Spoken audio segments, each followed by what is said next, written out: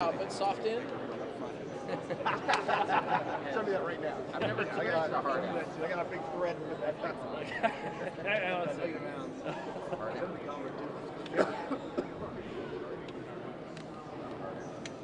Rookie question, but how do you get up there? There's a stairway. Okay. Also, our gallery has a... Does it really? Right there. 1 minute warning, guys. 1 minute? Whoa. 1 minute? It's a knob? That is a hard in. Up is down, left is right, 2 minute warnings or 1 minute warnings. Tom, you gonna be there? You gonna be there? I can back it up a little. You gonna be there, sir? You gonna be there? If not, I can move this one forward. You're good. I just don't want to. Move forward. Are you going wide with this? It's pretty tight. What lens is that? Don't let the Scalzo steal your Tell picture. me what to do. Tired of thinking all the time. Don't do it. Take away my secrets. This is actually, we're actually too close.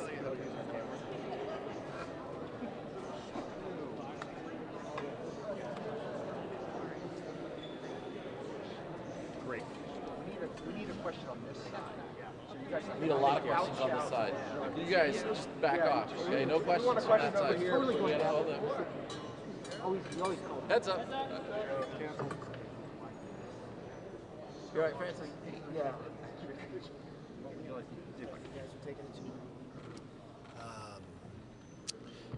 Just to open up, I'm sending our negotiation team down to the White House to try to finish out the negotiations with the White House. There's a number of places that we are still far apart. I mean, it didn't seem like it'd be this hard. I remember even talking to the incoming Democratic leader before I was even Speaker about ways that we could work together on a debt ceiling. Hakeem told me he was going to follow the president's lead. I went down to meet with the president right after becoming Speaker, as you all know, on February 1st. I said, let's sit down, let's work together. The Democrats, they could have lifted the debt ceiling prior to me becoming Speaker. They knew the outcome of the election already. They knew we were taking power. They passed an omnibus bill, but they decided not to do the rising of the debt ceiling, even though they thought people should just raise it cleanly. Speaking with the president, I told him two things. We'll not raise taxes. Why? Because we got more revenue coming in to our coffers at any time in American history. The problem is the Democrats had been in power and they increased the amount of spending to the highest level we've ever had at any time in American history, especially to GDP. And now we have the highest debt at any time to American history.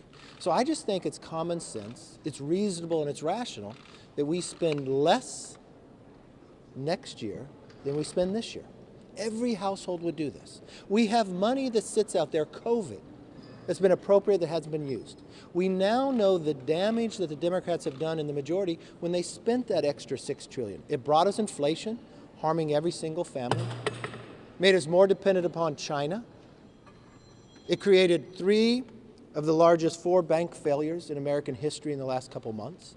We cannot continue down this path. But the president waited 97 days, not even to talk to me. He could have spoken to me and said we were wrong on other angles, but he didn't. And now we're 8 days away from Biden having a default. I don't want that to happen. That's why the Republicans in the House in April lifted the debt ceiling with common sense, sensible things. They're pulling the COVID money back. Work requirements, they let people go back to work, help our supply chain, make us less dependent on China, and more importantly, people working, then they're paying into Social Security and Medicare, making those 2 entities stronger. And then making us stronger in our energy field where we're cutting the red tape, where we could build things in America again, putting people back to work. That's reasonable, that's rational, but it sits in the Senate. But if the president waits too long, he can always take that up. You said, Yes. finish the negotiations. Has there been appreciable progress over the last Look, 24 hours? there's differences. We know where it's at. You have to spend less than you spent last year. That's not that difficult to do. But in Washington, somehow, that is a problem. They have increased spending with the Democrats in the majority on discretionary spending by more than 33%. No household's been able to afford to do that. We can find waste, we can eliminate that. The president eliminated a lot of places that we can't talk about, so I got a short area to do it, but we found a reasonable way to do it. So it's not that, look, I think we can make progress today. I'm hoping that we can make progress. Mr. Speaker, what do you say to those who believe you can't get to yes because so many members of your conference won't accept anything less than the bill you've already passed? They're wrong. You underestimated me the whole time. The one thing you should learn from me, I will never give up for the American people. Those are the people I'm looking at. Can we get to yes? Yes. We passed the bill.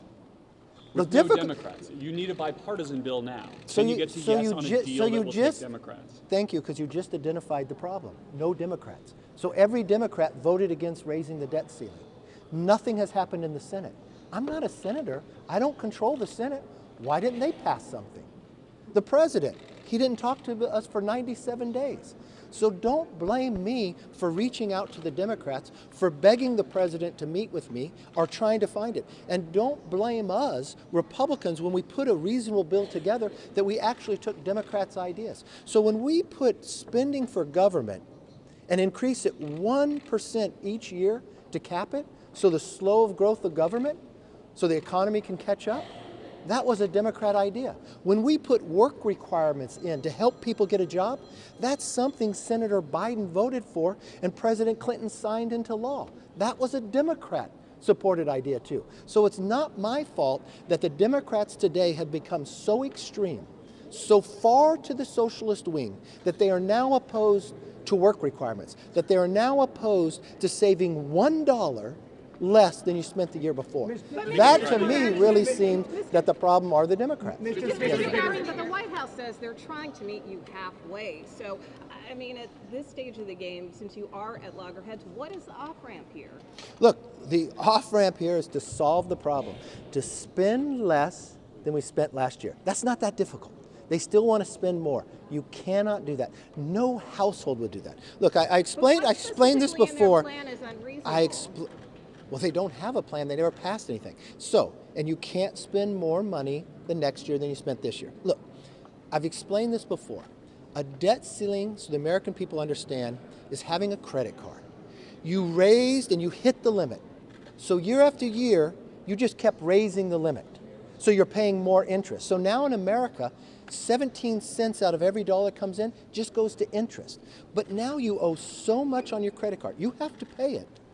But you owe more than you make in an entire year. So now for America, we owe more on our debt than our whole economy is worth, 20% more.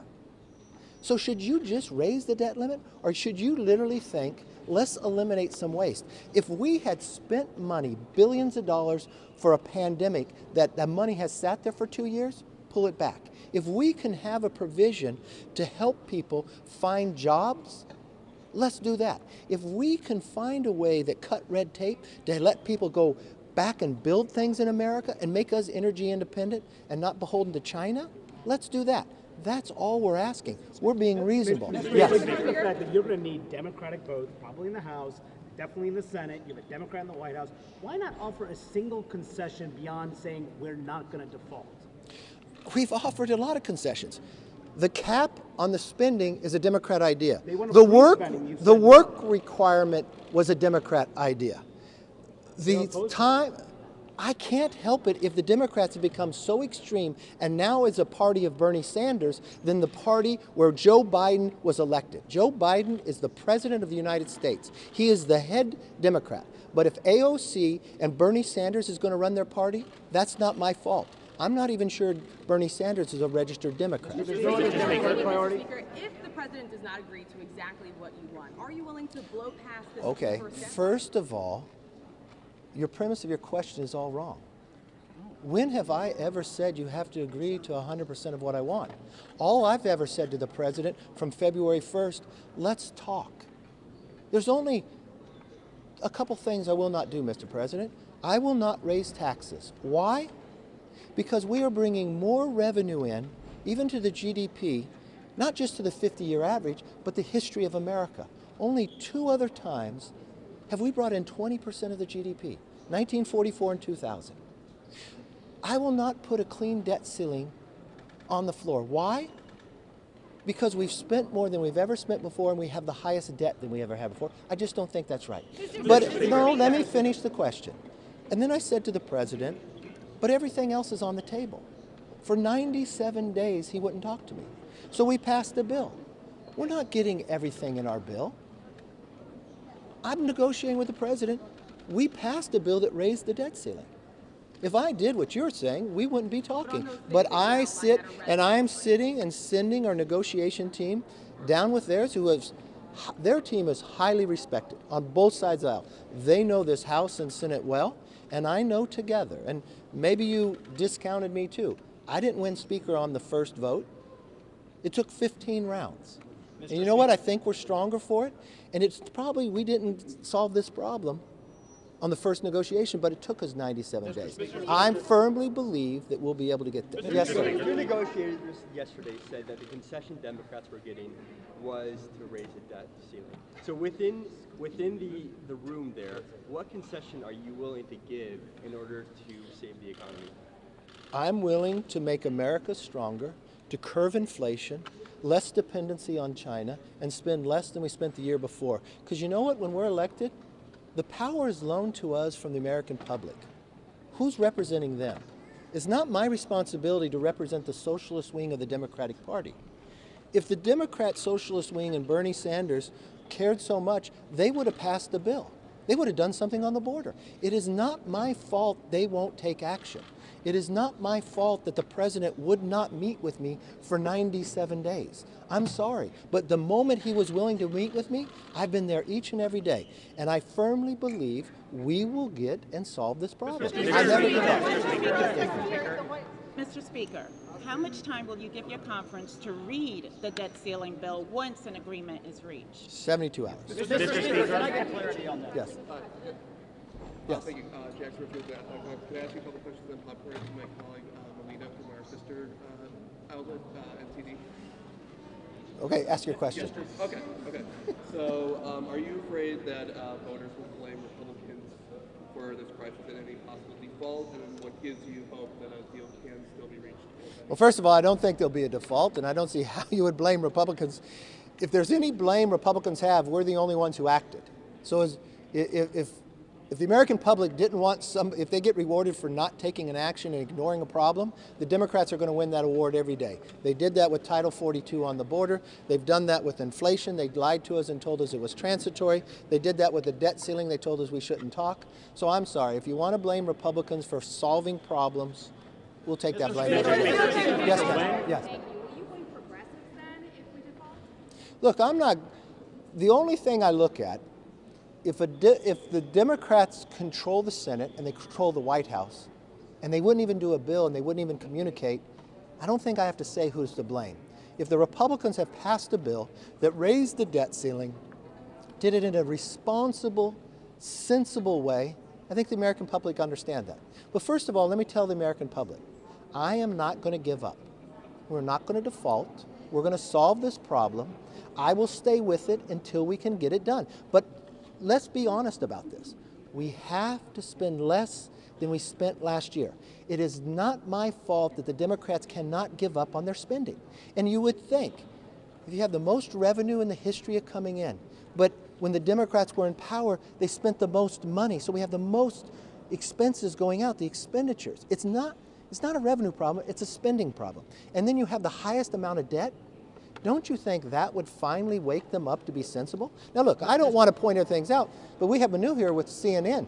I just heard on your news station that 60% of Americans believe the debt ceiling should only be raised after you found savings.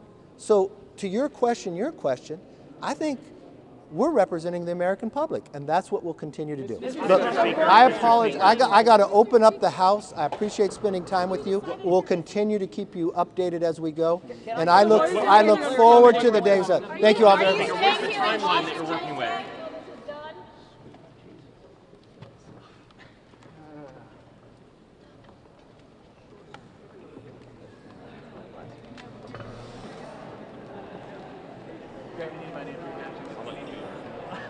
No, I took a picture of you guys, yeah.